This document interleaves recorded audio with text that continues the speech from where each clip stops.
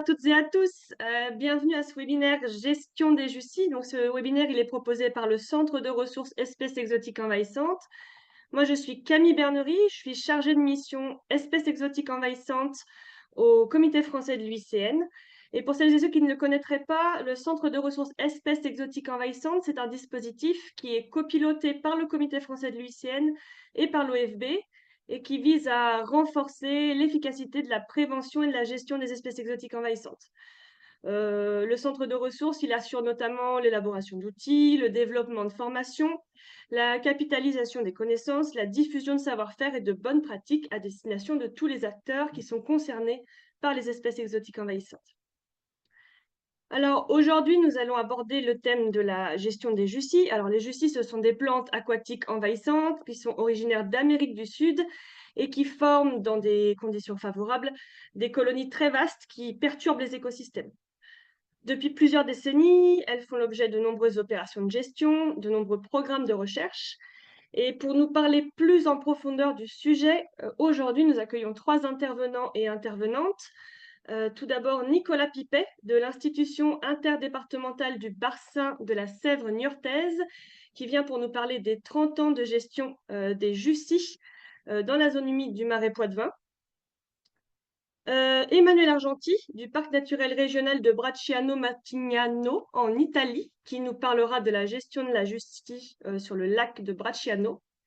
Et enfin, Liliane Zali, de l'INRAE, qui abordera le sujet des marais charentais face aux risques liés à la capacité de germination des JUCI.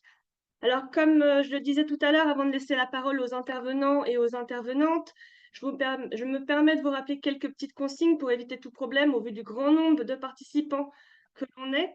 Donc, veillez à bien couper vos micros, si possible aussi à couper vos caméras. Toutes les questions devront être posées à l'écrit dans le chat. Nous y répondrons à la fin des 3 présentations. S'il y a une question qui vous intéresse et qui a déjà été posée, n'hésitez pas à mettre un petit pouce sur la question pour voter pour elle et je la poserai à l'oral moi-même aux intervenants. Le webinaire, il est enregistré. Vous pourrez le retrouver sur le site du Centre de ressources espèces exotiques envahissantes dans les semaines qui vont venir. Alors, je vais laisser maintenant la parole à Nicolas Pipet.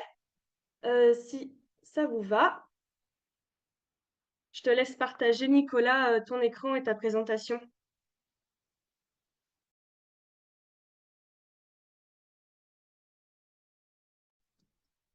Juste fais attention, ton micro n'est pas allumé. Est-ce que c'est bon pour la présentation? Est-ce que vous l'avez en plein écran? Alors, on ne l'a pas en plein écran, là, en version Là, petite. ça arrive, je pense. C'est super, nickel, tout est Super. bon. Ah bien, écoutez, merci. Bonjour à toutes et à tous. Je vais vous présenter en une vingtaine de minutes, effectivement, le bilan des 30 années de gestion des JUCI dans la zone humide du Marais Poitevin. Donc, je travaille à l'institution interdépartementale du bassin de la Sèvre niortaise. C'est une collectivité territoriale qui regroupe 3 départements, hein, les Deux-Sèvres, la Vendée et la Charente-Maritime. Nous sommes une collectivité publique qui sommes propriétaires et gestionnaires d'un domaine public fluvial, donc les grandes voies d'eau dans le Marais Poitevin, d'environ 180 km au total de voies d'eau. Et donc, on gère les voies d'eau, les berges et puis tout le domaine et toute l'occupation de ce domaine-là. On a à charge aussi l'entretien du fleuve et tout son patrimoine. On a aussi à charge l'ensemble des barrages hydrauliques qui permettent la gestion de l'eau. Et puis, on a aussi à gérer la navigation sur ce fleuve et enfin de réaliser, d'entretenir les passes à poissons. On a également un troisième volet, un dernier volet d'ingénierie, de planification. On est porteur du SAG, Sèvres niortaise Marais Poitevin et d'un certain nombre de contrats de territoire. Le Marais Poitevin, de cartes, une première carte un petit peu générale en haut à droite qui situe le Marais Poitevin au niveau de la France. Et puis la grande carte à gauche représente avec 2 codes couleurs ce qu'on appelle la zone du Marais Poitevin avec 100 000 hectares à peu près de zone de marais et avec 2 types de marais, un marais dit mouillé d'environ 20 000 hectares dans lequel je vais vous faire la présentation de la problématique JUCI et de son plan de gestion. Et puis après, il y a la partie orangée sur les marais desséchés. Donc l'intervention concerne uniquement la partie marais mouillé. Ce vaste territoire, il y a deux grandes caractéristiques, et notamment qui interviennent dans le plan de gestion des Jussi. C'est d'abord un maillage hydraulique très dense. Donc, on a identifié sur ces 20 000 hectares, 1000 km de voies d'eau dits d'intérêt collectif, sur lesquels on intervient, l'institution, avec quelques autres partenaires. Un maillage donc dense, très dense, et puis trois types de réseaux à l'intérieur, du réseau principal, des grandes voies d'eau, du réseau secondaire et du réseau tertiaire, mais l'ensemble de ces réseaux est en complète connexion. Donc, quand on parle de gestion d'espèces invasives, Jussi ou autres espèces, hein, effectivement, on comprend vite que les plantes et les animaux peuvent passer d'une voie d'eau à une autre assez facilement, d'où une dynamique rapide de développement et de colonisation. Et puis en bas à droite, la deuxième grande caractéristique, c'est qu'on est sur un vaste plan d'eau qui est à la fois un plan d'eau fermé avec un étagement fermé l'été, donc on se retrouve plutôt avec des plans d'eau stagnants, donc plutôt favorables, hein, au développement d'espèces aquatiques. Et puis ensuite l'hiver, lorsque les barrages sont levés, on est plutôt en mode évacuation et eau courante. La Jussie est apparue en 1991. Voilà, on a découvert deux points, c'est la carte à droite, là, avec deux points rouges, deux nouveaux herbiers qu'on ne connaissait pas à l'époque. Rapidement, en 92, 13 et 1994, on s'est rendu compte qu'il y avait de plus en plus de foyers de cette espèce-là qui se développaient sur les grands réseaux, hein, du Marais Poitevin. Donc, on a d'abord interrogé le CEMAGREF de Bordeaux avec le spécialiste Alain Dutartre, qui nous a accompagnés donc, depuis 1994 sur cette démarche-là de stratégie de gestion des Jussi. La première démarche a été de dire, bah oui, c'est bien de la Jussi, et puis à l'époque, on ne trouvait qu'une espèce, un Ludwigium haploides. Aujourd'hui, on retrouve les deux espèces, mais très majoritairement, c'est Ludwigium haploides qui est présente. On a commencé à réfléchir un petit peu sur les enjeux et les problèmes que ça pouvait poser sur notre territoire. Donc, vous avez quelques photos qui illustrent bien le développement de la plante très, très rapidement, avec des problèmes sur le fonctionnement hydraulique, hein, l'écoulement de l'eau, un envasement très rapide, important, des problèmes d'inondation, le volet faune-flore habitat avec la disparition de beaucoup d'espèces locales parce que la Jussie prenait le pas. En termes de qualité de milieu, etc., on a aussi beaucoup de problèmes. Et enfin, activité et usage, hein, la Poitevin est fortement fréquentée en termes de navigation, de petites batelleries, de pêche, le tourisme, et puis l'élevage aussi fortement impacté avec des herbiers qui se développent notamment dans les abreuvoirs ou tous les fossés. Donc, en connaissant un petit peu tous les grands enjeux et tous ces impacts, on a mis en place dès 1994-95 des expérimentations pour essayer de tester des méthodes, en gros, pour savoir qu'est-ce qu'on allait pouvoir mettre en place comme méthode et que ce soit efficace sur notre territoire.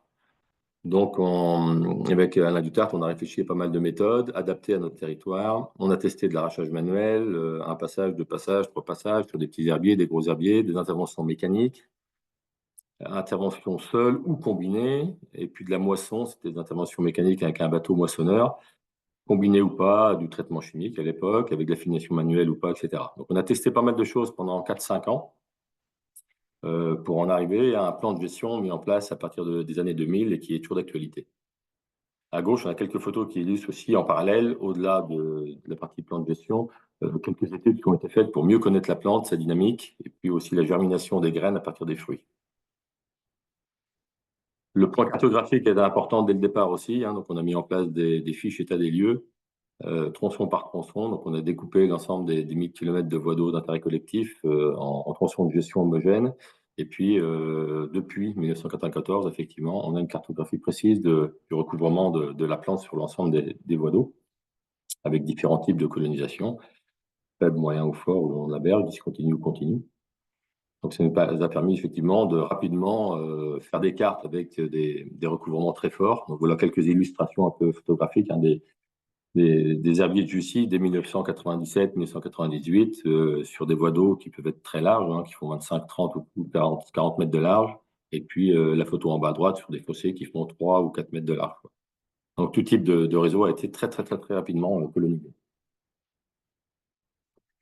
Donc les expérimentations de gestion nous ont permis de mettre en œuvre ce plan de gestion dit durable. Hein, effectivement, c'est encore d'actualité aujourd'hui. Avec une partie intervention à droite où lorsqu'on est sur des forts recouvrements, ben, on se rend compte qu'il faut faire des protocoles combinés, c'est-à-dire de l'intervention mécanique, de l'arrachage mécanique, et puis de la finition manuelle. Ben, ça augmentait effectivement l'efficacité. Et sur les petits herbiers, aujourd'hui maîtrisés, on fait de l'arrachage manuel, 2 passages dans la saison. Un premier passage entre mai et août, et ensuite on repasse entre août et novembre.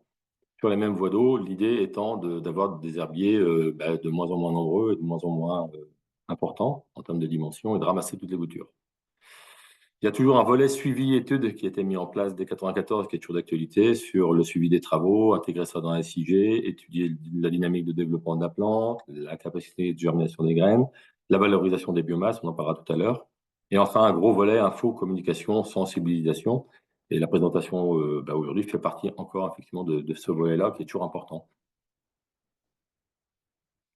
L'ensemble des interventions est fait en régie, donc ça c'est un choix propre à l'institution, hein. Donc les départements se sont toujours engagés là-dessus avec les autres partenaires financiers en se disant on va faire ça parce que c'est un territoire qui est compliqué, les accès ne sont pas simples, il faut bien le connaître.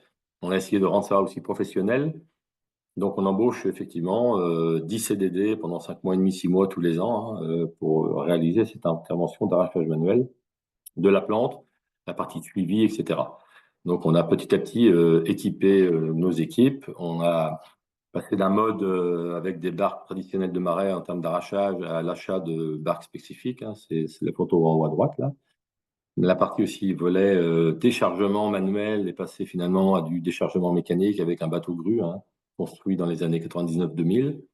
Et on a aussi un camion grue qui vient nous épauler. Donc voilà, le choix de la régie pour faire des choses de qualité sur un territoire pas simple, avec des interventions beaucoup par la voie d'eau et avec des embarcations adaptées. Le suivi de ces travaux, important depuis le début, c'est-à-dire que depuis 1994, l'ensemble des interventions a été chiffré. Donc à chaque fois qu'on fait un arrachage, on note effectivement le tronçon d'intervention et puis la quantité de jussier ramassé. Donc soit en termes de nombre d'herbiers par classe de superficie, hein, par surface. On note aussi le nombre de boutures, hein, depuis le début. Puis selon effectivement les recouvrements, si on avait des recouvrements importants, on notait ça en termes de superficie, c'est le suivi de type 3. Et l'ensemble des données sont aujourd'hui dans une base de données SIG qui nous permet d'exploiter depuis 30 ans maintenant toutes nos données. Donc, ça a été l'objet d'un gros rapport effectivement qui vient d'être publié en fin d'année. Mais dans ce rapport-là, on a essayé d'étudier voilà, deux types d'analyse de données sur l'ensemble des surfaces moyennes ramassées depuis 1994. C'est le graphique à gauche, où on se rend compte qu'on a eu des grosses années, 97 jusqu'à les années 2001, et quelquefois 2004-2005 aussi, où on avait des surfaces très très importantes là. Et puis depuis les années 2007, 8, 9, effectivement, on est plutôt dans une phase un petit peu de stagnation. Donc on arrive à gérer, à contenir la plante à un seuil à peu près acceptable pour le territoire.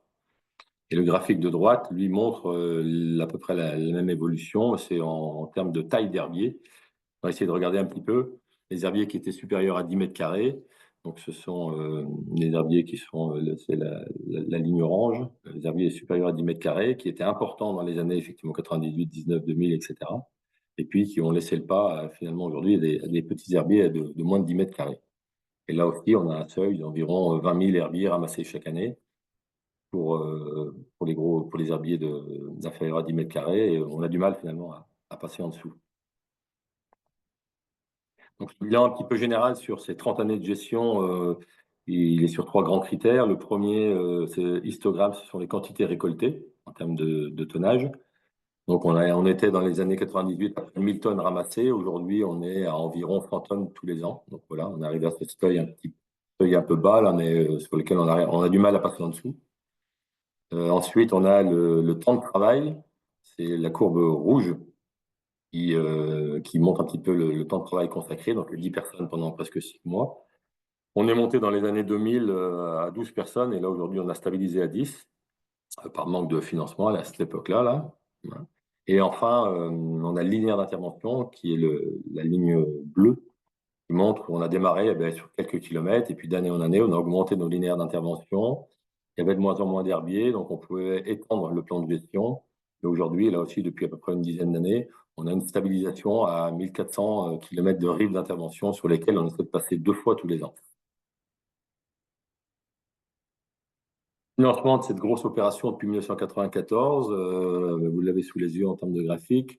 Depuis plusieurs années, on est entre 200 et 250 000 euros pour ce plan de gestion des justices sur cette zone humide.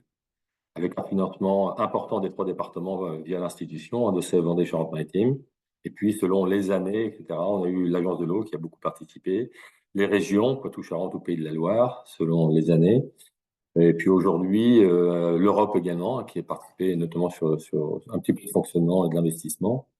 Et aujourd'hui, on a les structures GIMAPiennes qui nous accompagnent énormément sur cette problématique-là.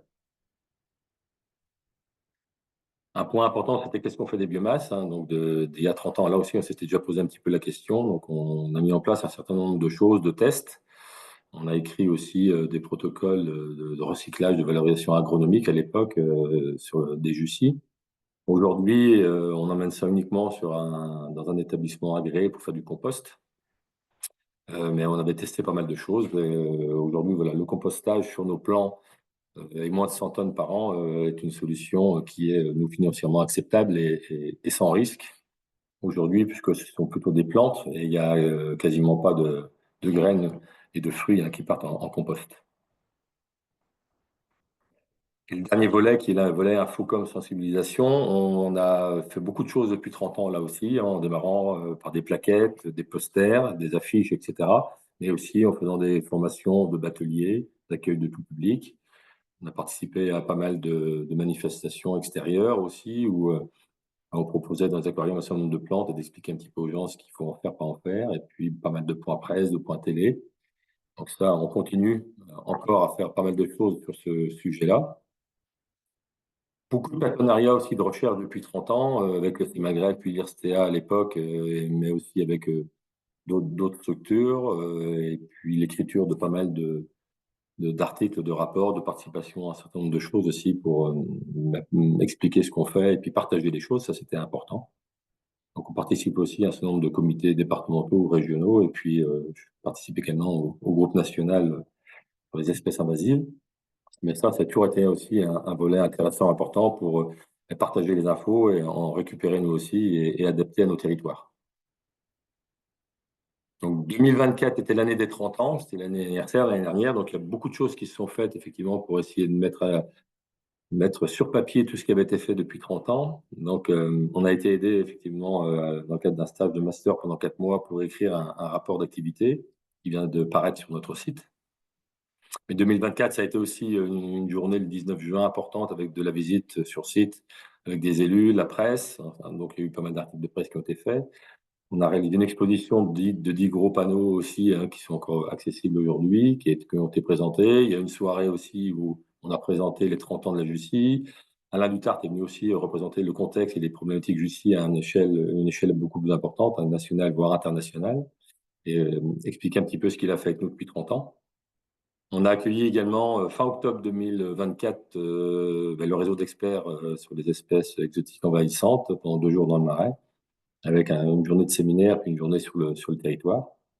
Et enfin, on a participé l'année dernière aussi à un petit flash d'1 minute sur la préservation de la biodiversité avec M6, là où ça va peut-être certains d'entre vous ont vu passer ce petit reportage.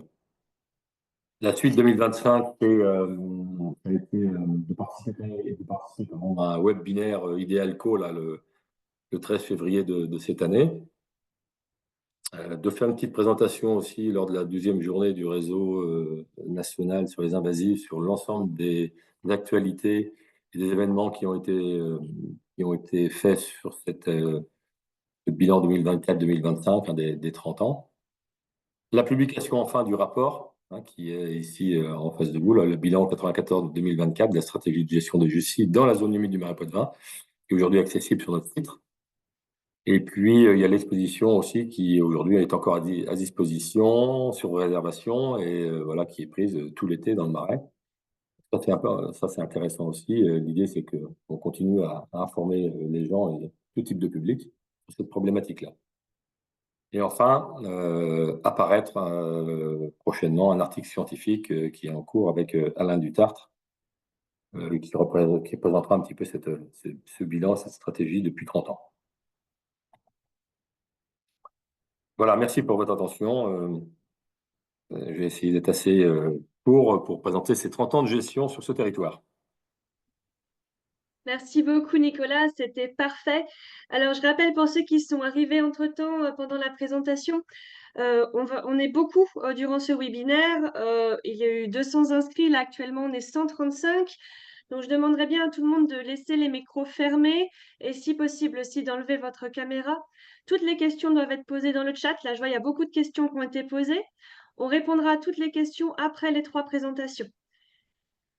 S'il y a déjà une question qui a été posée qui vous intéresse, n'hésitez pas à mettre des petits pouces sur les questions comme c'est déjà en train d'être fait là dans le chat. Je vais laisser la parole à Emmanuel maintenant sur ce Bonjour. sujet sur le lac Bracciano. Vas-y, Emmanuel. Bonjour à tout le monde. Alors, je vais mettre en division la présentation. Ouais. Alors, ça marche, on divise. OK. Le partage d'écran Voilà, fonctionne. ça Il faut le marche. mettre en plein écran maintenant. Ça Ça marche? marche. Ça marche. OK. Oui, Alors, je te laisse présenter. bonjour à tout le monde. Merci Camille de me présenter. Alors, moi, je travaille pour le parc régional de Bracciano Martignano c'est un parc qui fait partie du système des parcs régionaux de la Regione Lazio. Je travaille pour la Regione Lazio. Je vais vous parler de la propagation de la Jussie à partir de la crise d'eau de 2017. Je ne sais pas si vous avez eu l'occasion d'entendre parler en l'été 2017 de cette grosse crise. Et donc, on a eu, comme vous pouvez voir sur la petite photo à côté, une explosion de la plante que jusqu'à présent, on n'avait aucune connaissance de la présence sur le lac. La photo, vous pouvez voir combien est grand le lac de Bracciano et qui est aussi un réservoir d'eau potable pour Rome. Là, c'est depuis le XVIIe siècle. Et donc, la crise, elle est venue au moment où il n'y avait pas beaucoup de pluie et au même temps, les prélèvements. Donc, je vais un peu vous expliquer mieux tout ça en avançant de la publication. Donc, le lac de Bracciano, il se trouve au nord de Rome, à peu une quarantaine de kilomètres, à 1 heure de voiture. C'est un lac volcanique.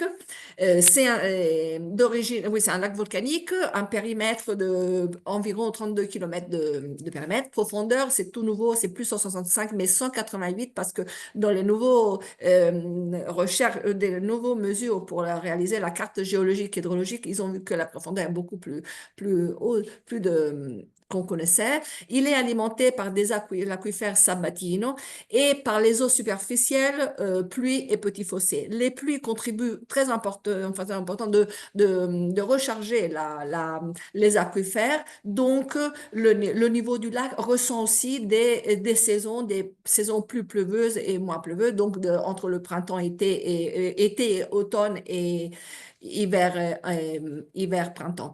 Il y a un seul émissaire, c'est la rivière Arrone, qui est là au côté sud-ouest, qui arrive à la mer, directement à la mer. Et le site de lac de Bracciano, c'est un site Nature 2000 pour la directive Habitat et la directive Oiseaux. Et c'est sur la directive Habitat que la crise d'eau qu'il y a eu, ça a encore des conséquences importantes. Alors, là, le niveau du lac, comme je vous disais, il a des fluctuations pendant les années. Ça, c'est des données qui sont disponibles à partir des années 20.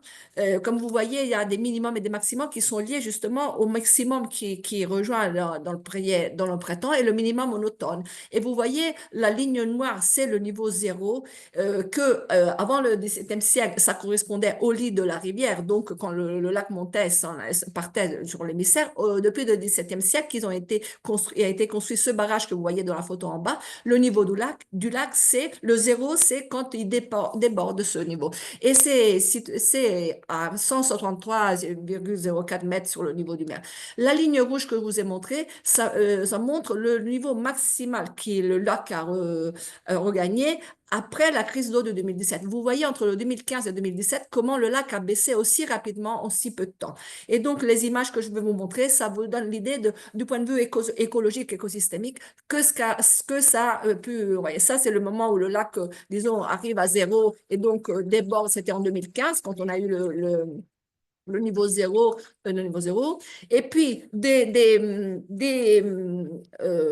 diagramme que je vous ai montré, j'ai sélectionné les dernières 10 ans pour vous montrer qu'est-ce que ça veut dire les oscillations, les fluctuations saisonnières. Alors, on le lit comme ça, le rouge c'est le minimum, c'est en automne, il rejoint le maximum en printemps, il redescend, donc 2015 il redescend, il remonte en printemps 2016, l'automne 2016 il a descendu, mais en printemps 2017 qui devait remonter, en réalité, il est descendu. Et ça n'est presque jamais arrivé dans les 100 ans de lac. Et ça c'est, disons, le court-circuit qui a causé la grosse chute du niveau du lac en très peu de temps, en arrivant à moins 1,98 m. Donc, le lac a perdu 2 mètres en moins de 2 ans. Et là, tout ça, ça a enchaîné aussi un processus légal contre la société qui prélève l'eau du lac, le parc, la région, les municipalités, les citoyens. Et donc, il y a encore tout en cours, mais à ce moment-là, le tribunal des eaux a interdit à la société de prélever l'eau du lac. Donc, depuis septembre 2017, les oscillations que vous voyez, c'est des oscillations liées aux précipitations. En plus, je vous montre aussi de ces tableaux sur quand on rejoint le maximum des 10 ans que je vous avais vu. Et donc, c'est en automne, c'est novembre, décembre, octobre, vous voyez comment ça se déroule. Et le maximum, en général, c'est mars, mais aussi, et des fois, ça arrive aussi à rejoindre le maximum au mois de juin. Ces valeurs, je les ai notées parce que ce que je veux vous raconter dans la gestion de la Jussie, vu que c'est très récent, nous, on a la Jussie de très peu d'années, c'est encore, on doit vraiment trouver la stratégie meilleure pour la gérer. Et en plus, on est en train d'observer des situations un peu particulières qui nous surprennent positivement, disons, des facteurs qui semblent contribuer à contrôler la Jussie naturellement. Et ça, c'est des images pour vous montrer quand le lac est baissé, là, en septembre, donc le minimum, on l'a rejoint au mois de novembre. Vous voyez comment le lac est descendu. Un autre endroit, là, c'est près du site de la Rhône, où il y a le barrage. Et en 2015 et 2017, on a cette situation, comment c'était sec le terrain. Et c'est un autre côté. C'est juste pour vous montrer des situations, ce que a enchaîné. Donc, on avait toute la végétation aquatique qui pourrissait pendant tout le 2017 et 2018, pour dire le mot comme ça.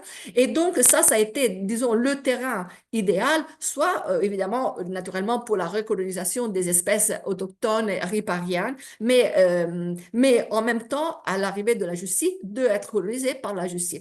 Et là, c'est une autre image pour notre vidéo, oui, qu'on a fait des monitorages aussi à travers le drone, parce que vous voyez, le lac est tellement grand que pouvoir avoir disons, la connaissance de quelle est la situation du parc de la Jussie sur tout le parc, c'était un peu compliqué. Enfin, c'est beaucoup de travail. Et là, c'est des images pour les conséquences de la baisse. Donc, le site de Bracciano, c'est un site Nature 2000. Le parc, il gère, il fait de la conservation, etc. Donc, à cause de cette baisse, il a, grâce à des financements venus de la région Lazio, parce qu'on est Regione Lazio, on a donné le mandat à les universités et aux centres de recherche d'effectuer des études plus approfondies sur les effets que la crise a sur le site, sur les habitats et sur les espèces. Et aussi ISPRA, l'Institut supérieur de l'environnement, a fait son travail comme institut public. Et donc, les résultats des études des différentes universités, celle de la Touche, nous met, pour la première fois, nous met à connaissance que sur le lac, il y a la Jussie, sur ce site, que c'est un site important pour une espèce endémique, l'Isoètre sabatina. Là, c'est l'unique site, disons, au monde où elle est présente, et même sur le lac de Bracciano. Et donc, on a connaissance de la présence de la Jussie en 2019. Donc, qu'est-ce qu'on fait à ce moment-là? On va chercher avec mes collègues de la région, on essaie de comprendre, mais cette Jussie, elle est là depuis combien? Elle est arrivée maintenant avec la crise ou elle était déjà là? Et en effet, on trouve une publication de 2007 qui nous dit que la Jussie, elle était déjà présente ici sur ce petit golfe en 2007. Et donc, déjà, la première réflexion qu'on se fait, bon, 2007, moi, je travaille au parc depuis presque 20 ans, le parc, il a 25 ans qu'il est là, on n'a jamais vu la Jussie, pour être une plante récente, on n'a jamais eu la présence comme comme pour toutes les plantes envahissantes, qu'à un certain moment, on les voit au bout de 25 ans. En réalité, on pense que c'est exactement la crise d'eau et la baisse qui a permis à la Jussie, que probablement elle était, disons, coincée dans un endroit très naturel, et donc peut-être qu'elle était reliée seulement à cet endroit, qui a permis, si vous imaginez la baisse, on a mesuré de recul de la ligne de côte, même de 30, 40, 50 mètres, et donc ça a probablement permis à la Jussie de sortir.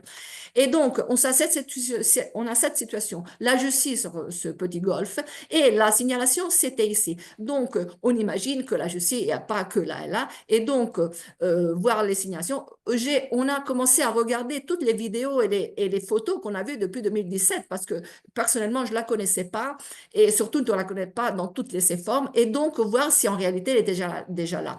Savoir la reconnaître, donc, avec des experts qui nous ont permis nous en former pour la reconnaître. Et il fallait de l'année d'après, donc 2020, parce que là, on a eu ces résultats disons, en automne 2019, avoir la connaissance de la distribution de la justice sur le lac et évidemment intervenir pour l'éradication. C'est ce qu'on a fait, ce qu'on est en train de faire pour le contrôle. Et on est, disons, plus ou moins, on est arrivé à éradiquer. Et donc, voilà. Et alors, ça, c'est une image pour vous faire comprendre. Ça, c'est le petit golfe où elle a été signalée. Exactement où elle est, on ne sait pas. C'est un golfe que la ligne de côte, c'est pas accessible. Donc, malheureusement, on ne voit pas bien. Donc, on se dit de là où elle est partie. Et en cherchant les photos des années d'avant, en effet, voilà, j'ai une photo où il y a vraiment un herbier de Jussie et ça remonte en 2018. Donc, ici, on est aussi tout près de Petit Golfe. Et donc, je dis, la Jussie, elle est là depuis 2018, pas 2019. Et on commence à voir comment elle est distribuée. Là, vous voyez, entre le 2017 et le 2019, là, c'est l'endroit où on a fait la photo. Et vous voyez, au début, avec le drone, je ne connaissais pas la Jussie. Et en réalité, toutes ces taches plus vertes, c'est de la Jussie. Et donc, quand on va sur le terrain pour la reconnaître, ils nous apprennent à la reconnaître aussi dans cette phase, parce qu'avec la fleur, c'est facile, mais quand elle est fait des tapis, c'est plus compliqué. Et donc, on s'organise pour faire tout ça dans le printemps suivant, début printemps. Donc, à mars, on avait l'intention de s'organiser pour continuer à faire le monitorage sur la distribution, etc. Le mars 2020, c'est l'année du Covid, donc tout s'arrête et on arrive à reprendre en main la situation qu'en été 2020. 2020, là aussi, comme personnes qu'on travaillait, on pouvait être voire deux personnes parce qu'on ne pouvait pas bouger, on peut plus, enfin, tous les problèmes qu'on connaît pour la période de la COVID. Et donc, qu'est-ce que j'ai fait? Soit avec une collègue, soit toute seule avec mon canoë. Alors, pendant l'été, j'ai, disons, relevé toute cette partie-là mètre par mètre, tandis que les autres parts, on a pu voir en accédant pour des passages publics ou alors chez des propriétés qui nous faisaient passer. Donc, ça, c'est la situation. Et cette image, il nous a fait penser? Quelle question s'est posée? Donc, on s'est posé que, alors, le bleu, c'est quand il n'y en a pas beaucoup, jaune, c'est diffusé, et le rouge, j'avais des grands herbiers. On a dit, il y a une distribution un peu particulière. Alors, qu'est-ce que on a pensé? C'est au vent dominant, donc aux vagues, qui sont une composante très importante sur une surface comme si grande du lac pour la dynamique des fragments, etc. Et en effet, les vents dominants, c'est pendant le printemps et l'été, c'est les vents du coucher de soleil, donc c'est les vents de l'ouest. Et tout ça, ça veut dire qu'en effet, la Jussie qui était là, probablement elle est sortie pendant la crise et elle a commencé à coloniser. Et ça enchaîne aussi, ça favorise le déplacement vers ce côté-là. Et en même temps, c'est les vents de tramontane, les vents du nord, qui sont très forts, qui probablement, c'est des hypothèses évidemment, probablement ont fait que des fragments puissent être arrivés de la partie opposée. Et voilà, et en effet, je vais vous montrer quand des vents de tramontane, regardez comment c'est fort. Ce qu'on a noté aussi dans les premières années, parce que comme je vous dis, 2018, et là on est dans 2025, encore à peine commencé. Et donc, on essaie de comprendre la Jussie, comment elle se comporte, parce que je vois que même en lisant les publications des autres expériences sur les rivières, je trouve qu'il y a beaucoup de choses assez différentes pour notre cas, apparemment différentes. Et donc, il y a ça, comme je vous disais, le niveau du lac, les vents, et aussi l'impact anthropique, c'est-à-dire soit involontaire, le tourisme, le piétinement, etc., le piétinement, soit la destruction, la coupe, l'arrachage de la végétation riparienne riparienne parce que souvent, devant la côte, il y a des habitations et donc, après la crise, toute la partie qui est sortie, elle vient recolonisée par l'espèce riparienne. Donc, ça veut dire des roseaux, des arbres, des salix alba, des donc, on enlève le paysage, le panorama. Et donc, il y a souvent tout ça. Et où il y a ça, on voit que la Jussie, elle colonise, elle va remplacer l'espèce autochtone qui ont enlevé. Deux exemples on était dans 2020, donc on avait cette situation. Et ça, c'est pour voir l'impact anthropique, c'est en 2023. C'est un endroit où, avant, jusqu'à l'année d'avant, il n'y avait pas beaucoup, presque rien de Jussie. Et là, qu'est-ce qu'on voit? On voit les petits renouvellements des arbres de la Alnus glutinosa ou Salix alba qui ont été coupés. Et donc, ça, c'est une image en bas, c'est vraiment, il y a les 10 mètres de différence entre là et là.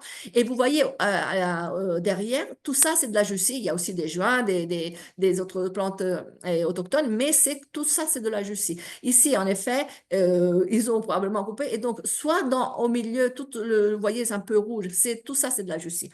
Et c'est exactement cet endroit-là, vous voyez, où il n'y avait rien. Ça, c'est ce que j'ai fait en canoë, donc mètre par mètre. Et ici, il n'y en avait pas. Donc ça, c'est un effet, selon moi, surtout de l'effet qu'a été éliminée la végétation riparienne. Alors, le site où a été signalé, on a commencé 2021 à enlever manuellement parce que, évidemment, le faire manuellement, ça préserve soit le habitat 3130 que vous voyez là, il est encore extérieur, émergé, soit, voilà, c'est plus sélectif avec les espèces autochtones. En plus, l'endroit, c'est vraiment une petite, peu de centaines de mètres carrés où c'est l'intervention. Là, il y en avait un petit peu plus parce que là aussi, il y a un roseau. Donc, derrière, le roseau a été un peu coupé. Et quand le lac a monté, ça a fait que la Jussie a colonisé derrière. Et la photo que vous voyez là tout de suite à droite en haut, c'est la Jussie qui a repris cet été, pour vous dire, qu'on avait enlevé. Donc, tous les 2 ans à peu près, il y a des petites croissances nouveaux de Jussie. C'est vraiment, là, c'était vraiment quelques centimètres. Et alors, qu'est-ce qu'on est en train de remarquer? Parce que la gestion, on continue à faire la gestion manuelle là où il y en a très peu, et là, on arrive vraiment à la gérer parce que d'un côté, c'est peu anthropisé, il y a peu de tourisme, etc. Elle n'est pas nombreuse, il y a une forte composante, disons, l'environnement est maintenu très naturel, et donc les espèces autochtones et le peu de dérangement d'impact anthropique, ça fait que la Jussie n'arrive pas de se développer beaucoup, et en plus, on va l'enlever, on l'arrache. Et la même chose, on fait où on en voit toujours peu.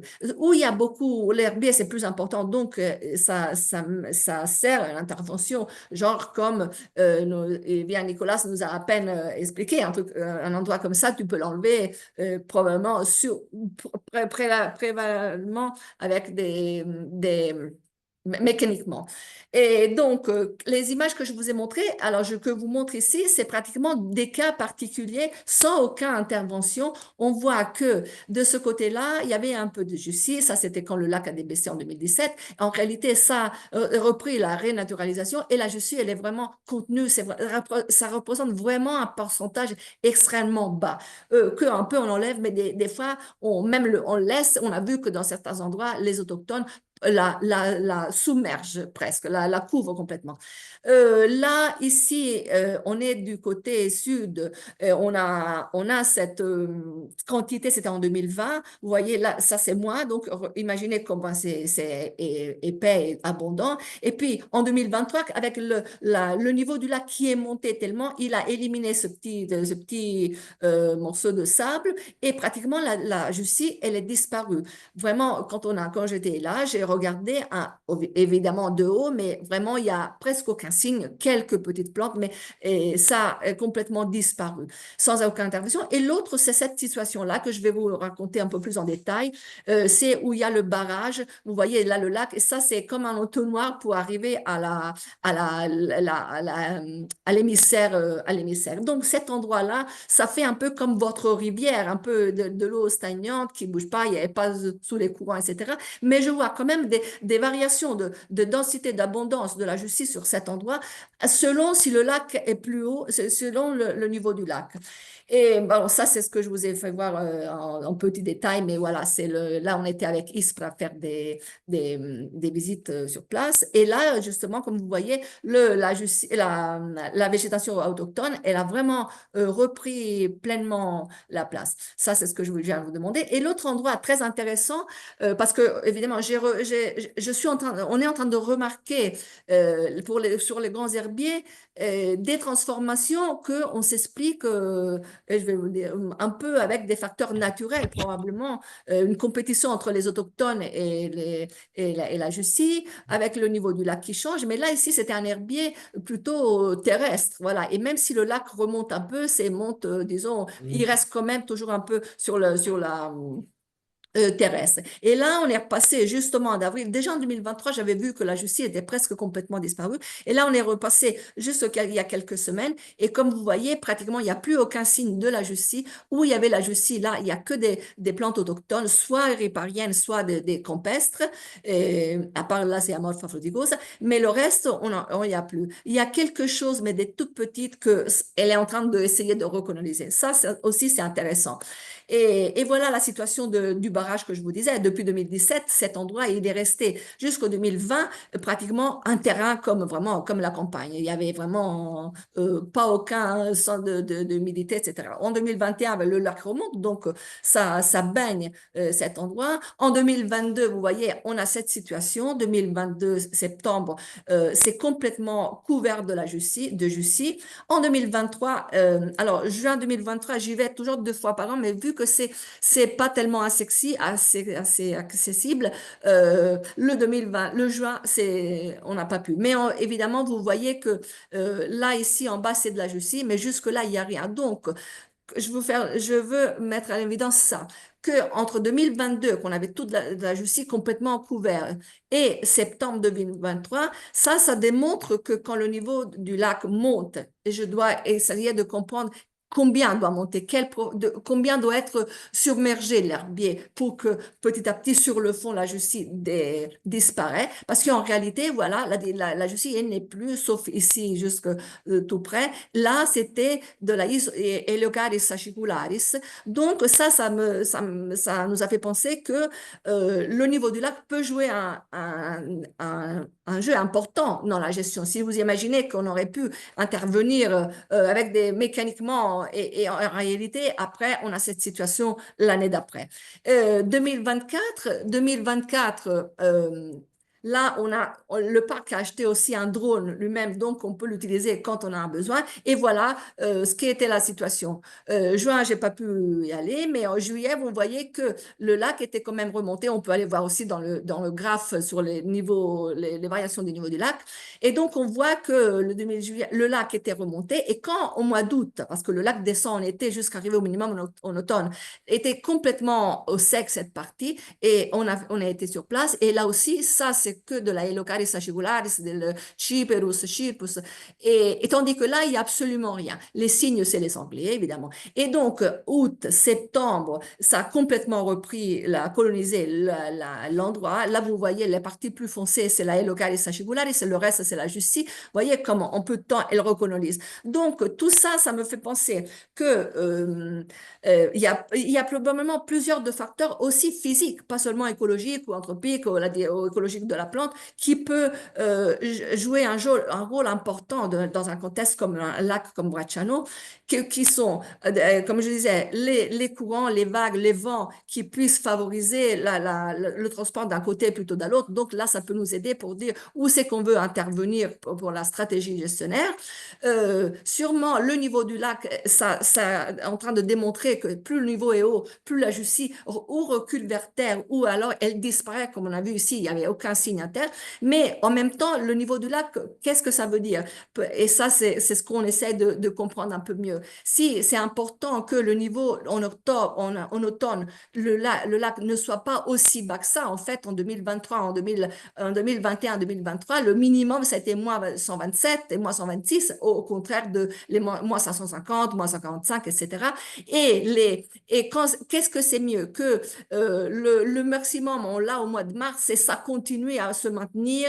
Donc, on est en train d'évaluer si évidemment, le lac, le niveau de l'eau, c'est important, mais aussi combien de temps la Jussie doit être submergée. Et voilà, ça peut nous aider pour choisir aussi quelle période pouvoir intervenir si on veut éliminer. Le fait que ce soit un lac, et donc on pourra jamais l'éliminer complètement, mais ce qu'on est en train de faire, la première stratégie qu'on a choisie, c'est celle de contrôler ou de faire des petites éradications locales là où la Jussie est peu pour conserver les habitats naturels. Mais on est en train de voir aussi que les autochtones arrivent à contrôler la diffusion de la Jussie. Donc, disons, je suis vers la conclusion, des facteurs que ce qu'on est en train d'évaluer, que des facteurs qui contribuent à soit la dispersion, soit à la contenir la Jussie, c'est des facteurs physiques comme les vagues, les vagues, les vents et donc le niveau d'eau. Plus le niveau est bas et plus elle arrive à recoloniser tout ce qui est à disponibilité. L'écosystème et l'écologie, donc des habitats bien intègres et des plantes autochtones intègres et continues, ça fait que ça peut empêcher significativement la propagation de la Jussie. Et en même temps, tu as la possibilité, ça, les grains de Jussie qui quand même favorisent la recolonisation. Et quand même, par rapport aux grains de Jussie, là j'ai mis une photo parce que j'ai cherché, quand il y a la période où il y a le fruit de la Jussie, je cherche le fruit, excusez-moi, le fruit. Et ça, c'est la première fois que je l'ai trouvé l'année dernière. C'est la première fois que j'en trouve et je l'ai même regardé au stéréoscope pour voir comment c'était. Et donc, c'est pas souvent, c'est plutôt pour les fragmentations, selon moi, plus que par les fruits, quand même. Et l'autre, c'est la dégradation, l'impact anthropique, dégradation des habitats, la coupure des plantes, soit de la Jussie, soit des autochtones, et le tourisme, qui quand même, c'est un endroit très touristique. Et là, ce qu'on est en train de faire pour la gestion, on est en train de mettre en route une collaboration avec les campings, les centres voiles, etc., pour le tourisme d'été, pour qu'ils soient sensibilisés et qu'en même temps, ils communiquent à leurs fréquentateurs les bonnes pratiques pour éviter soit de l'emporter la Jussie ailleurs, soit d'en emporter des autres plantes. Et on est en train de préparer et tout ça, ça nous aide aussi le Life ASAP. Vous connaissez le projet Life ASAP sur les espèces exotiques envahissantes. Et donc, on prend beaucoup de là.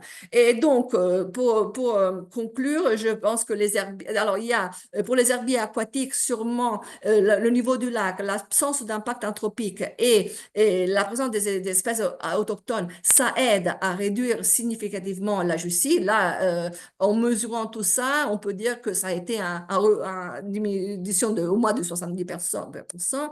Pour les herbiers terrestres, vu la situation de la photo que j'ai vue, probablement là aussi, le niveau du lac a une importance. La réduction de l'impact anthropique et l'expansion des espèces autochtones, ça a aussi une forte réduction. Et dans les petits herbiers, évidemment, les espèces autochtones, ils semblent vraiment contraster en façon forte la Jussie.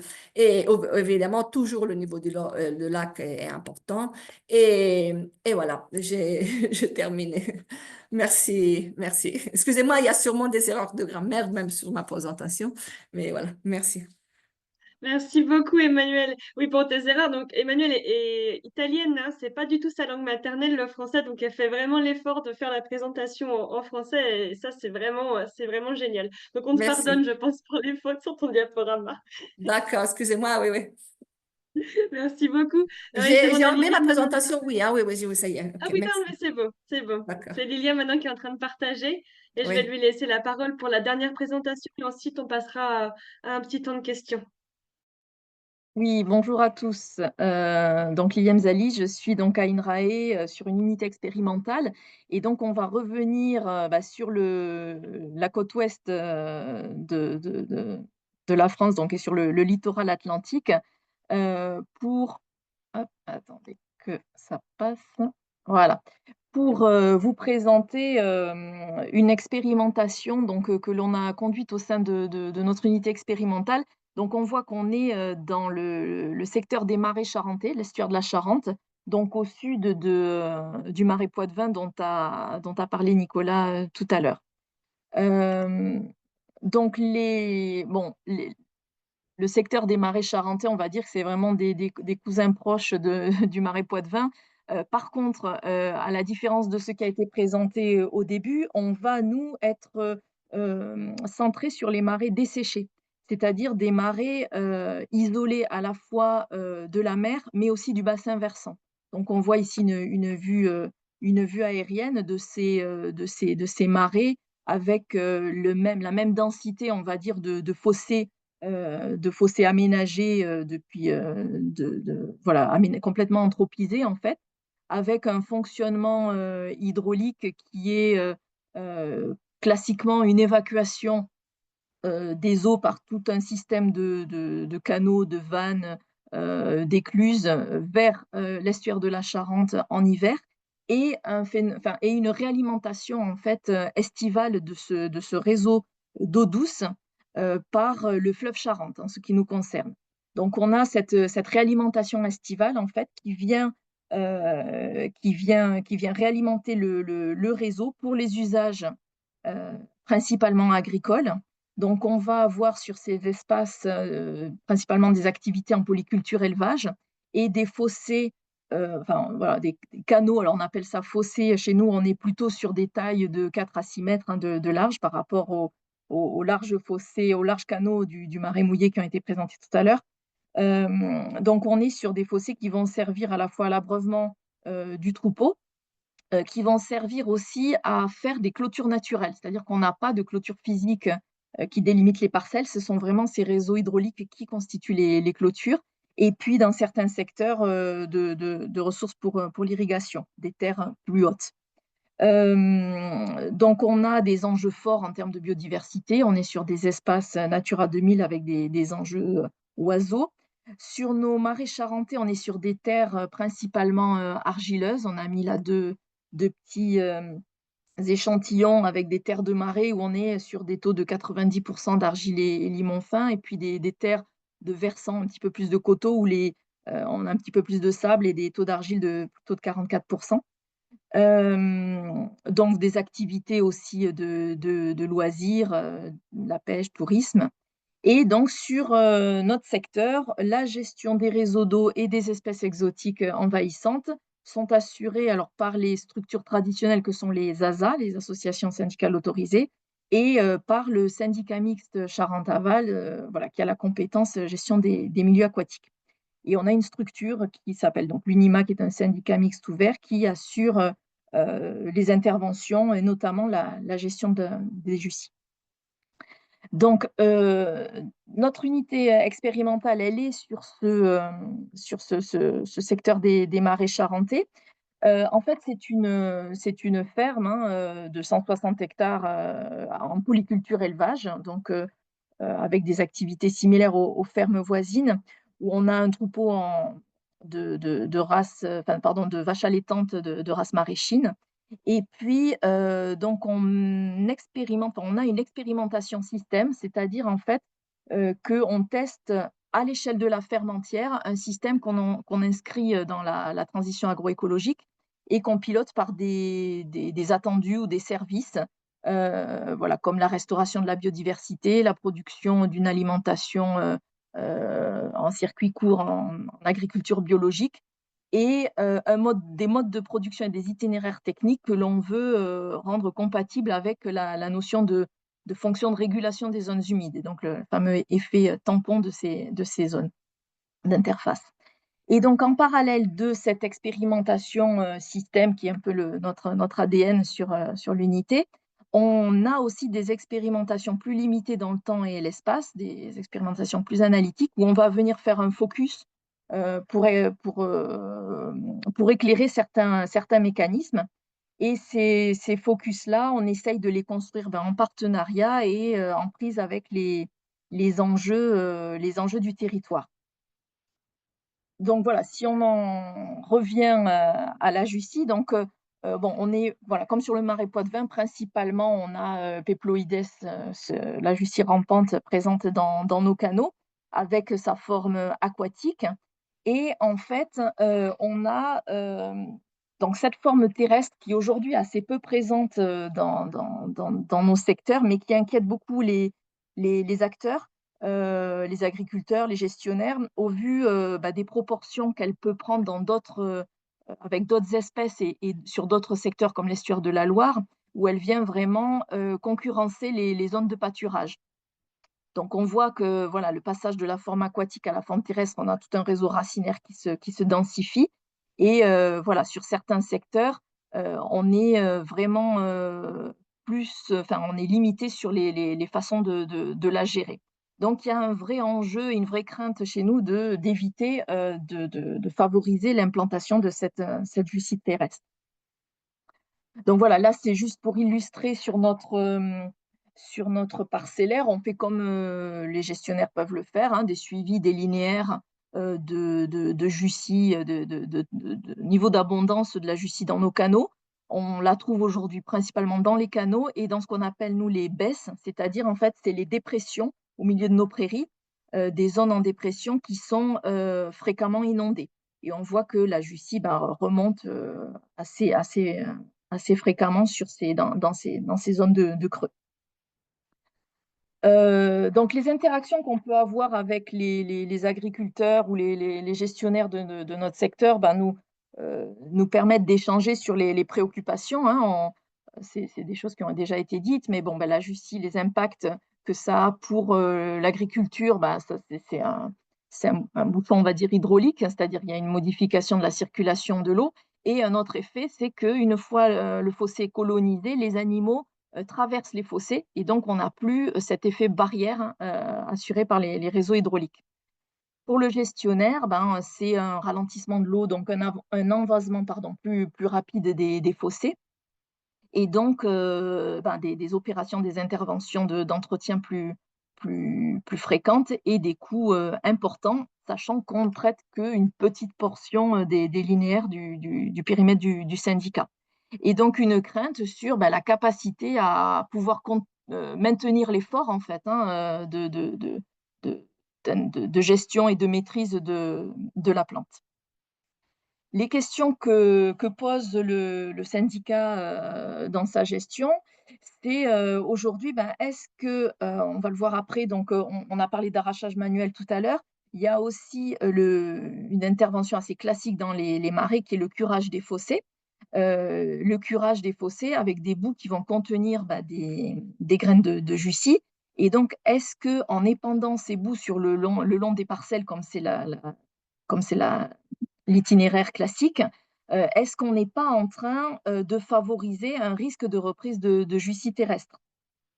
Et est-ce que quand on arrache la Jussie, donc ça c'est l'arrachage manuel, on est sur les mêmes techniques d'intervention, est-ce qu'on est obligé de tout exporter, puisque c'est la voie classique, hein, exportation vers des centres de compostage des déchets verts, ou est-ce qu'on ne peut pas la valoriser autrement?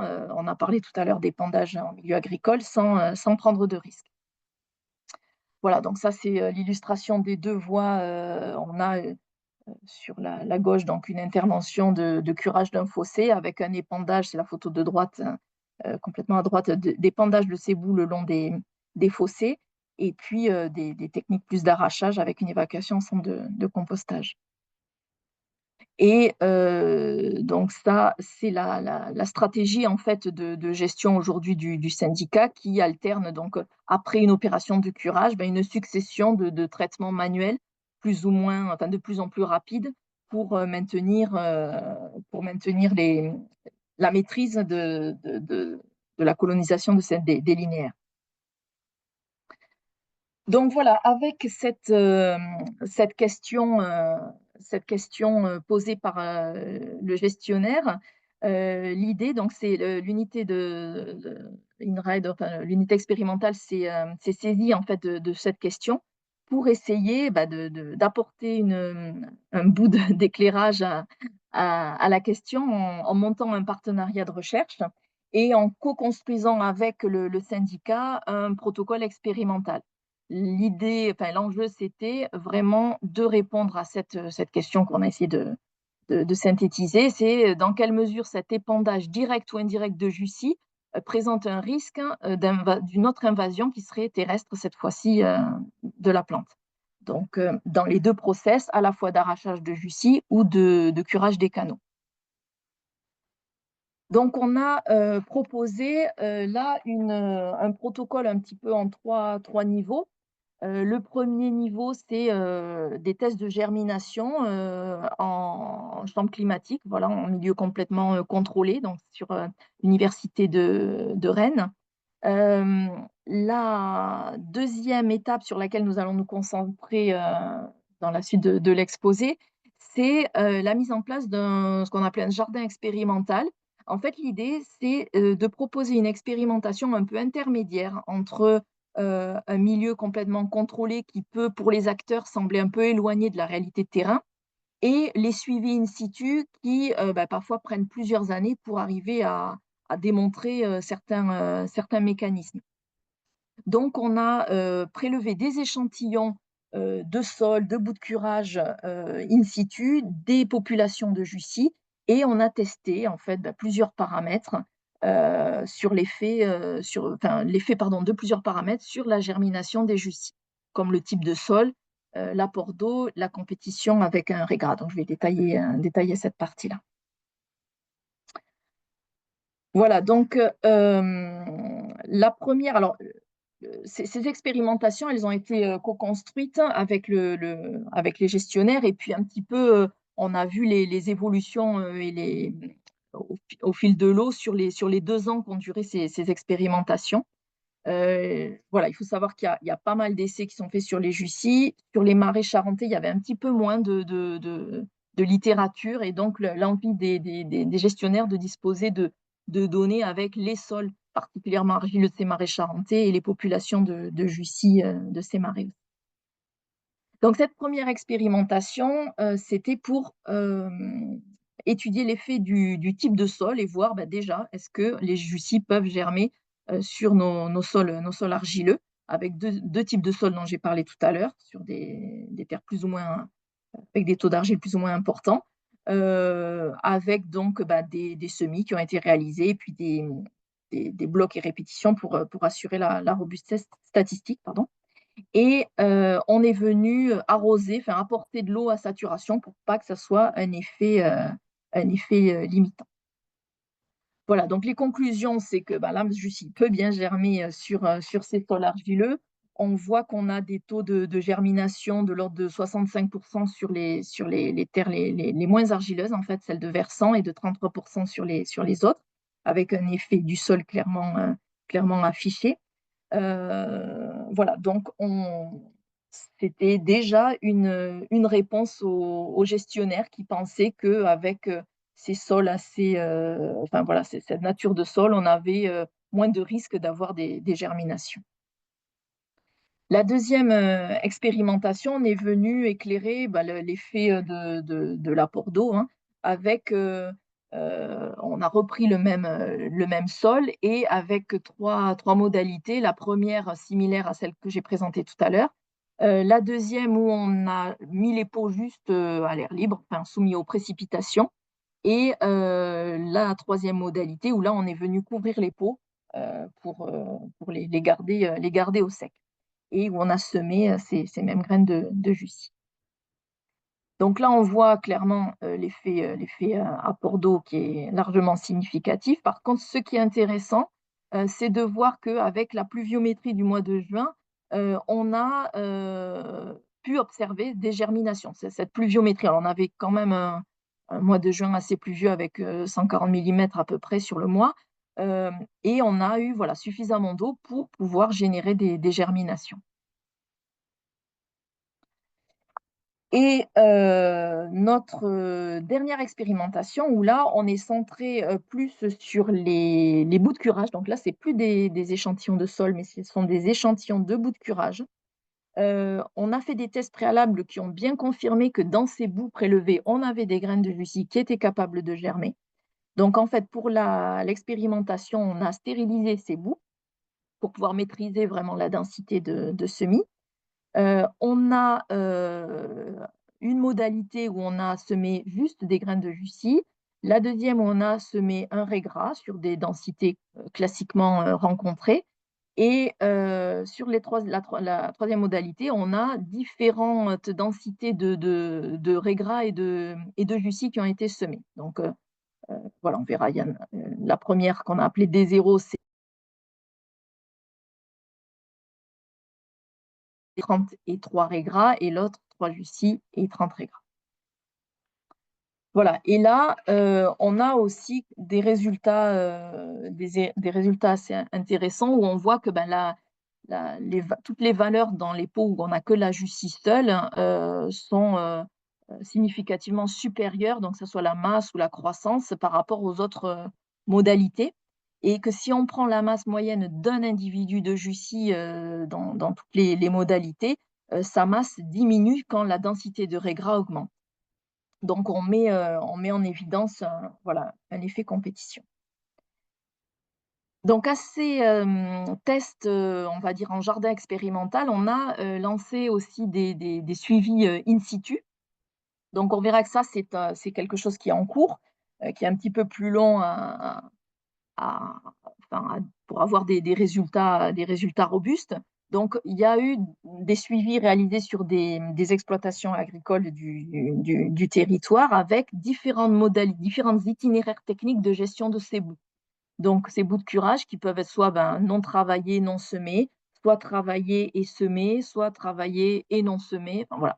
Donc, on a un petit peu suivi plusieurs modalités et on s'est aperçu que sur des bouts travaillés et semés, on observait quand même quelques repousses. Alors, c'est 6 individus de Jussie qui ont été retrouvés sur un passage au printemps, mais qui n'a plus été retrouvé à l'automne.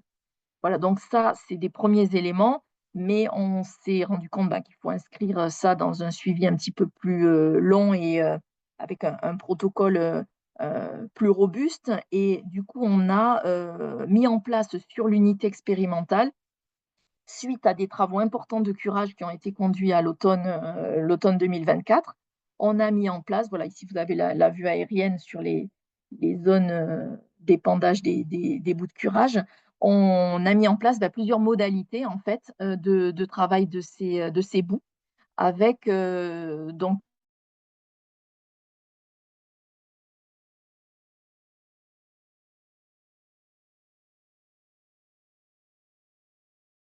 mais avec régras ou un mélange régras et trèfle ou bien des graines de prairie. Voilà, donc dans l'idée d'avoir un suivi après des repousses et voir si on voit quelque chose sur des conditions réelles. Voilà, donc quelques éléments à prendre en compte en termes de conclusion. En fait, bon, on vient conforter et confirmer en fait plusieurs éléments et plusieurs recommandations qui ont déjà été émises. Comme je le disais tout à l'heure, il y a un peu moins d'études sur les marais charentais, donc c'était important pour les acteurs de vraiment relocaliser les connaissances. Donc, on a confirmé qu'on a bien une reproduction sexuée végétative et que, voilà, y compris sur ces sols particuliers. Et donc, voilà, qu'il y a des recommandations sur les périodes d'élimination pour limiter l'effet fructification, enfin, l'impact, pardon, de la fructification sur la production de graines. On a aussi montré qu'on a bien des germinations possibles sur les bouts de curage quand les conditions d'humidité sont favorables. Et donc, on confirme une recommandation qui est déjà en pratique dans les marais, qui est d'éviter de déposer ces fameuses bouts de curage dans les parties basses des marais, donc les fameuses baisses qui sont soumises à des inondations plus fréquentes, et donc continuer à les mettre sur les parties légèrement plus hautes. On est quand même sur de la microtopographie sur ces marais plats. Euh, et donc, voilà, quelques éléments aussi intéressants sur la gestion et l'itinéraire technique agricole de la gestion de ces bouts de curage, en confirmant ce qui est aussi une recommandation qui commence à se généraliser, qui est d'essayer de semer ces bouts de curage pour contenir un petit peu le risque de germination. Voilà. Et donc, c'est ce dernier élément qu'on souhaite un petit peu explorer avec des suivis grandeur nature. Voilà, donc ces éléments, je vous ai mis voilà, il y a une vidéo qui a été réalisée, puis un article récent qui revient sur ces conclusions-là. Voilà, je vous remercie. Merci beaucoup, Lilia, pour cette présentation. On va pouvoir maintenant passer à la partie questions. Donc, pour ceux qui sont arrivés en cours de route, les questions sont à poser dans le chat. Et il y a eu beaucoup de questions, donc on va pas pouvoir répondre à tout. J'ai vu que Nicolas avait déjà commencé à répondre à plusieurs questions, mais je vais quand même reposer certaines auxquelles il a déjà apporté certains éléments pour que tout le monde soit au courant. Il y a une question qui a, par exemple, très intéressée, c'est pour Nicolas. Avez-vous testé la concurrence végétale, plantation d'élophytes, entre parenthèses, roselière? Est-ce que tu pourrais apporter des éléments supplémentaires, Oui, Nicolas? oui, quelques éléments. Alors, l'ombrage, effectivement, c'est un des facteurs sur lesquels on essaie aujourd'hui d'intervenir un petit peu plus qu'il y a quelques années. C'est-à-dire qu'effectivement, en favorisant soit les élophytes en pied de berge, qui évitent notamment que les jussies se développent sur les pentes inclinées très favorables à leur développement. Donc, plantation d'élophytes, ou en tout cas préservation d'élophytes, c'est déjà un point important. Roselière, ça fait effectivement un certain nombre de barrières aussi, hein, anti-rhizome et anti-passage de bouture. Donc ça, c'est intéressant aussi. Pas toujours facile à mettre en place sur notre territoire, avec des zones qui sont complètement inondables. On peut avoir 50 ou 80 cm d'eau, comme l'hiver d'avant, sur l'ensemble des 10 000 hectares, là, par exemple. Donc c'est compliqué. En revanche, la plantation d'arbres fait partie des choses aussi importantes. Et puis, c'est notamment sur les fossés qui font de 3 à 5 mètres de large, où là, effectivement, l'ombrage peut être favorisé assez facilement. La deuxième problématique, malheureusement, c'est qu'on a des nouvelles maladies des arbres qui arrivent, entre la calarose bifrène et le Phytophthora de l'Aulne. Ces essences-là ont plutôt tendance maintenant à disparaître. Donc, il faut se mettre à planter de nouvelles essences, quoi. Ça, c'est un gros travail qu'on mène avec le parc naturel régional là, sur ce territoire. Parfait, merci beaucoup Nicolas. Alors une question qui va vous concerner un peu plus tous les trois, je pense, c'est avez-vous un soutien constant des financeurs? Comment sont-ils sensibilisés pour ne pas se désengager?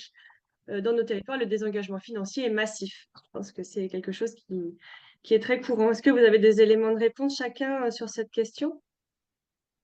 Commençons par Lilia, par exemple, si elle veut prendre la parole. Bah, nous, on n'est pas forcément gestionnaire, donc je pense qu'il vaut Oui, mieux oui. avoir l'avis des gestionnaires de Nicolas et Emmanuel, vu que nous, en effet, on est sur plus des financements de recherche en partenariat.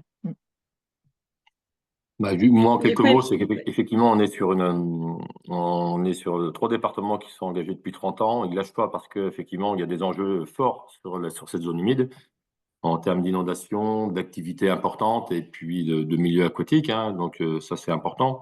En section est de la Justie, on a des fossés qui s'encombrent très vite, qui s'envasent très vite, un impact rapide sur la partie inondation, gestion de l'eau, etc. Donc, on ne peut pas trop se permettre ça. Et puis voilà, je vous dis, un attrait touristique énorme sur cette zone humide où aujourd'hui, on ne peut pas imaginer qu'il n'y ait pas de petites embarcations et de navigation sur le fleuve. Et puis tous les autres impacts, hein. Donc évidemment, les départements s'engagent, l'Europe s'est engagée puis désengagée, les régions, ça dépend aussi des plans et des années, etc., hein. Donc il y a quelques fois, on peut récupérer aussi de l'argent. C'est intéressant aussi, je pense notamment au fonds vert, par exemple, sur de l'investissement, sur du matériel, hein. Donc ça fait partie, on va racheter un nouveau camion grue, par exemple, effectivement, sur des fonds verts. Et aujourd'hui, ce sont les structures gémapiennes qui ont récupéré la compétence hors DPF pour l'institution, mais en tout cas, ce sont les structures gémapiennes qui ont cette compétence-là, légale. Donc, sur notre territoire, par exemple, ils ont dit, on va garder l'institution qui a un interlocuteur unique aussi sur la zone. Ça fait partie, je pense, des choses qui font qu'on est assez efficace aussi. C'est-à-dire, quel que soit le département, la rive, le réseau, hein, secondaire, tertiaire, principal, effectivement, quand il n'y a qu'un seul interlocuteur, on est un peu plus efficace. Donc, je pense que tout ça, et le volet Infocom, là, important et répété, ça fait partie effectivement des choses qui font que ça s'engage toujours, mais c'est compliqué, hein. Je pense que ce sera dans quelques années. Et là, on est sur une espèce à un moment donné. Ça nous permet de regarder quand même les autres espèces, notamment Myriophylle du Brésil, des choses comme ça. On peut intervenir aussi très vite. Mais le jour où on va y avoir 5-6 espèces végétales, plus des animaux, etc., c'est compliqué, quoi. Alors, Merci pour cette réponse, Nicolas. Est-ce qu'Emmanuel, tu as aussi des éléments sur cette oui, question? alors pour nous, dans notre cas de Bracciano, on est juste au début, mais quand même, on a eu les financements parce que le ministère de l'Environnement, il a des budgets destinés exactement pour la gestion, le contrôle des espèces exotiques envahissantes.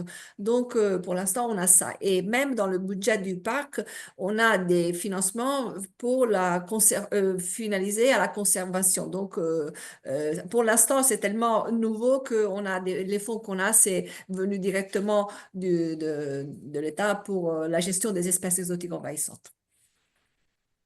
Ok, très bien. Merci, Emmanuel. J'ai une question ici pour Lilia. Tous ces tests ont été réalisés pour L. peploides seul ou également pour L. grandiflora? Oui, donc nous, c'est sur Peploides uniquement. Voilà, on a, comme le disait Nicolas sur Marais Poitevin, on a un petit, enfin nous sur notre site, on n'a pas Grandiflora, il y en a un petit peu dans les marais charentais, mais c'est vraiment Peploides qui est, qui est, qui est plus répandu et c'est sur cette espèce qu'on a centré nos essais. Est-ce que tu penses que les tests seraient différents si vous testiez sur l'autre espèce? Ou t'as aucune idée peut-être? Bah, alors là, voilà, je suis pas spécialiste et au niveau l'expression génétique oui, les deux sont différentes et on a de la bibliographie qui est dense sur le sujet, qui montre les différences. Donc j'imagine que les résultats sont différents. Voilà, mais je n'ai pas Mais tu d'éléments sais là pas précis. dans quel sens. Ça marche. Merci beaucoup, Lilia. J'ai une question pour Nicolas. Avez-vous pu mettre en relation ces données de quantité de biomasse arrachée avec des données bioclimatiques et aussi le suivi de niveau des eaux? Ouais, donc on a essayé justement dans le bilan de ces 30 ans de mettre en relation différents paramètres, donc soit les biomasses, soit les superficies, soit les nombres d'herbiers, avec plusieurs paramètres extérieurs. Donc on a regardé avec la température de l'eau, la température de l'air, hein, sur plusieurs années, hein, sur 30 ans, etc. Là, en regardant plutôt on a essayé de faire aussi ça par période, c'est-à-dire en tout cas printemps, été, automne, hiver, etc. Là, on a cumulé ça sur plusieurs mois. On a regardé aussi la qualité de l'eau, donc un certain nombre de paramètres, hein, nitrate, phosphate, etc. Et puis on a regardé les débits aussi, effectivement. Donc on a essayé de regarder tout ça. C'est compliqué de tirer des vraies tendances, comme malheureusement assez souvent, hein. Et pourtant, on a assez de recul, assez de données. Ça mériterait peut-être de faire des recherches et des travaux complémentaires à ce qu'on a fait, hein. Donc, il y a des chercheurs, des gens qui veulent nous aider à aller encore un petit peu plus loin, il n'y a pas de souci. On est prêt à aller un petit peu plus loin encore. C'est jamais terminé, hein. Mais effectivement, on n'a pas de tendance, pas de corrélation claire.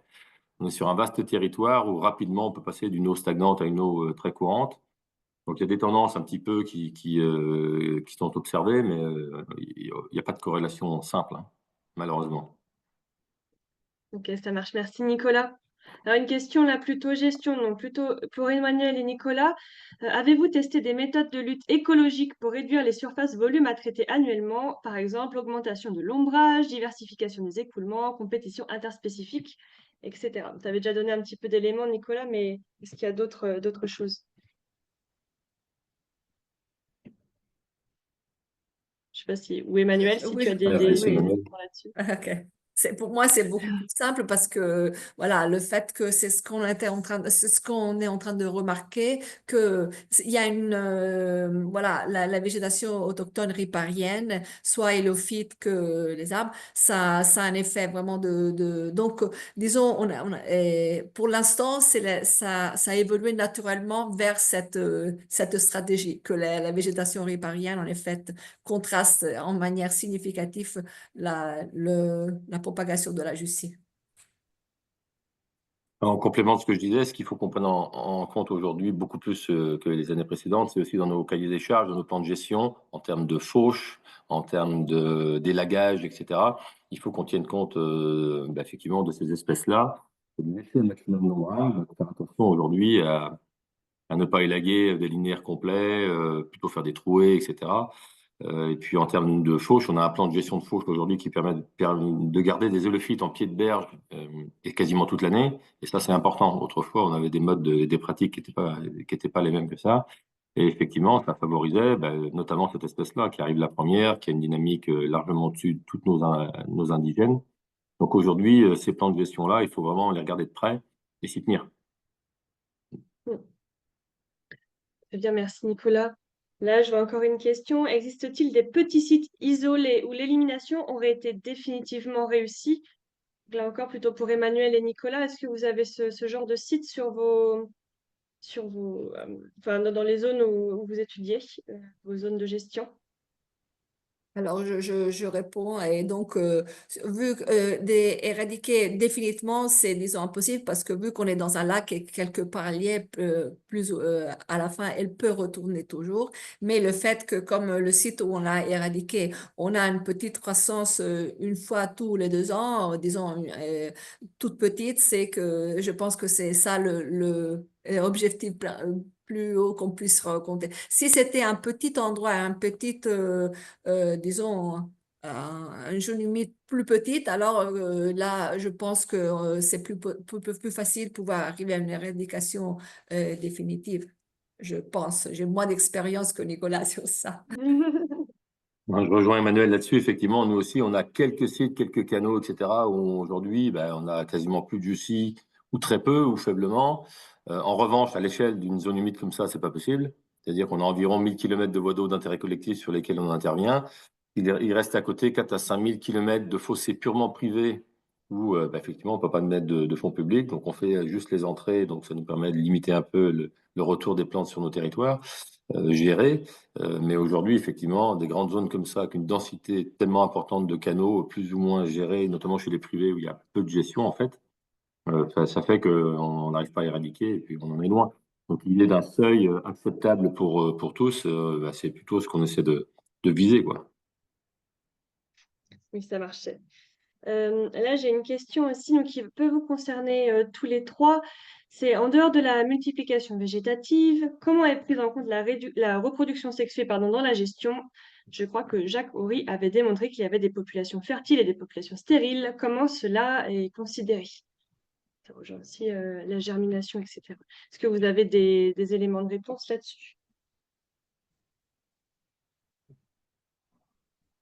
Pardon, j'étais sur une réponse justement sur la période de prélèvement et du coup j'ai loupé le début de ta question que je ne retrouve pas. Sur le... Je peux la reposer. Oui, Je peux oui. la reposer si tu veux. En dehors de la multiplication végétative, pardon, comment est prise en compte la reproduction sexuée dans la gestion? En sachant qu'il y a des populations fertiles et des populations stériles, comment est-ce qu'on considère tout ça, finalement? Oui, alors là, c'est plus une question gestion. Alors, pour le coup, non, parce que j'en profite pour répondre. Je vois une question sur nous, le stade de prélèvement. Voilà. En effet, on a fait nos prélèvements, nous, de graines de Jussie à maturité, hein, plutôt en mois d'octobre là, sur 2022, pour avoir, et on a testé avant en boîte de pétri les taux de germination avant de lancer les manips en jardin expérimental pour bien montrer qu'on avait ce risque-là. Et l'expérimentation qu'on a fait aussi je vois qu'il y a une question sur la banque de graines dans les bouts de curage. Alors j'ai pas de réponse sur la durée de viabilité, la durée de survie de ces graines, pardon, mais voilà, on a bien vu que dans nos bouts prélevés, dans nos canaux bien en eau, on avait sans problème des germinations qui partaient. Et c'est justement pour ça que le syndicat était intéressé par ces essais de germination pour aujourd'hui prendre en compte ce risque. Il y a des micros qui s'ouvrent. Pour aujourd'hui prendre en compte ce risque de germination dans la gestion qui, voilà, aujourd'hui est plutôt chez nous appréhendé plus dans le traitement des bouts de curage, hein, comme j'ai présenté sur la mise en place d'un semis pour venir en compétition avec ceux qui pourraient germer sur ces bouts de curage. Très bien, merci beaucoup Lilia pour cette réponse très complète. beaucoup Vas-y, Emeline. de réponses.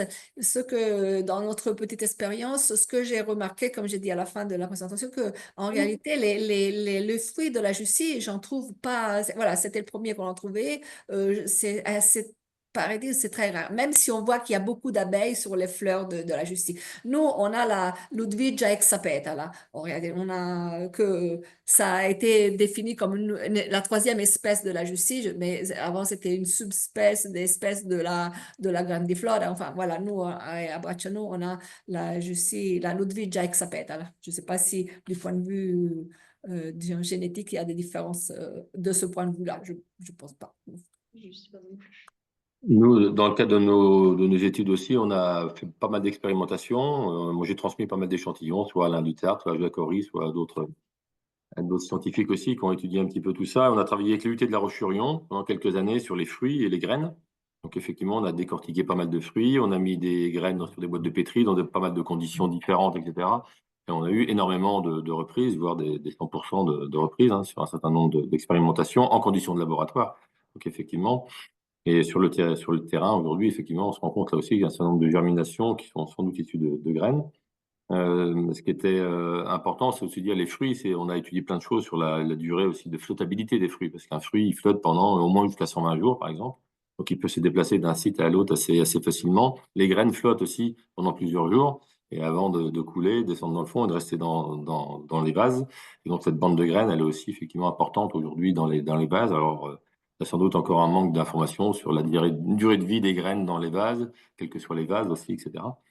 Mais effectivement, il y a toujours des banques de graines importantes.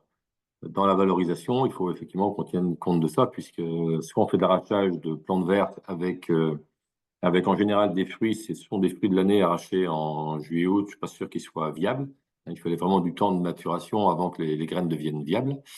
Là aussi, c'était plutôt les graines devenaient viables en février, mars, avril de mémoire que l'année suivante. Donc, il fallait vraiment du temps.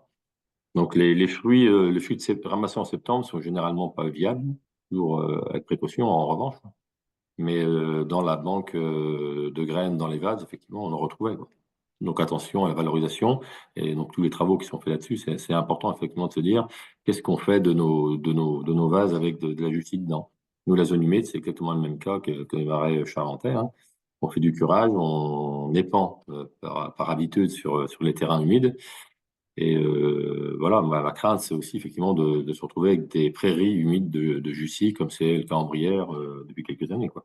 Et ça, c'est une vraie crainte. Donc, on travaille aussi d'information, de sensibilisation des privés sur leur fossé avec de la Jussy et qu'est-ce qu'on fait derrière. Ou qu'est-ce qu'on fait pas surtout. Très bien, merci à tous les trois pour ces réponses. Alors, on va arriver bientôt à la fin du webinaire, mais je prends une toute dernière question. Y a-t-il des zones un peu isolées dans lesquelles vous suivez une population de Jussie, sans aucune gestion pour observer ce qu'il se passe à moyen ou à long terme? Donc plutôt ici aussi une question pour Nicolas et Emmanuel. Alors, je peux répondre, oui, j'ai un endroit, c'était devant le barrage avec l'émissaire, que c'est un endroit où on fait aucune gestion. Et depuis 2018, on suit ce que le développement et on est en train de, remarquer il semble que le niveau du lac, quand il monte, réduit notamment la densité, l'abondance de la Jussie, même que on arrive au point que quand le lac est très haut et après il recule en été, on a pu découvrir que le fond du lac, il n'y avait pas des Jussies, mais au contraire, il n'y avait pas, et il y avait des plantes autochtones aquatiques qui étaient en train de reconquérir l'endroit et leur place. Merci Et beaucoup, juste pour Emmanuel. compléter, effectivement, dans nos expérimentations, il y a eu toujours des sites témoins, on appelait ça effectivement à l'époque, là. Et là, Alain Duttart avait beaucoup insisté là-dessus, de garder des sites témoins, puisque effectivement, il faut comparer ce qui est comparable. Donc, on avait de l'efficacité d'un certain nombre de méthodes ou pas, mais toujours en comparaison avec des sites témoins. Et encore aujourd'hui, moi, je garde quelques sites, effectivement. D'abord, ça permet d'emmener les gens pour montrer de la justice, voir ce que ça peut donner en termes d'importante colonisation. Et les membres du réseau ont pu en voir un petit peu en fin d'année dernière, effectivement, dans le Marais, où on en garde quelques fossés, effectivement, pour montrer, voilà, si on fait rien, voilà ce que ça donne. C'est important. Je voulais juste ajouter, voilà, le mot c'était site témoin. On en a deux effectivement. C'est le site témoin que je vous disais où il y a des grands herbiers et l'autre c'est un autre site témoin d'une longueur long de la côte, c'est à peu près 500 mètres de côte où on a là où il y a ça commençait avec très peu de jussis et ça continue à être très peu et comme je disais, la végétation riparienne, elle est en train de vraiment empêcher à la jussie de trouver sa place. Merci beaucoup pour vos réponses à cette dernière question. Alors, on va devoir maintenant clôturer le webinaire, mais merci beaucoup aux intervenants et intervenantes pour ces présentations très intéressantes et pour ces réponses aux questions très complètes. Et merci à tous les participants de cette rendue présent pour ce webinaire. Alors, je rappelle, hein, ce webinaire est enregistré, donc l'enregistrement complet du webinaire sera disponible sur le site du Centre de ressources dans les prochaines semaines. Et pour vous tenir au courant des prochains webinaires qui auront lieu, je vous invite à vous inscrire à la newsletter du Centre de ressources et aussi à nous suivre sur notre compte LinkedIn. Voilà. Merci à tous, merci aux intervenants et à bientôt pour d'autres webinaires.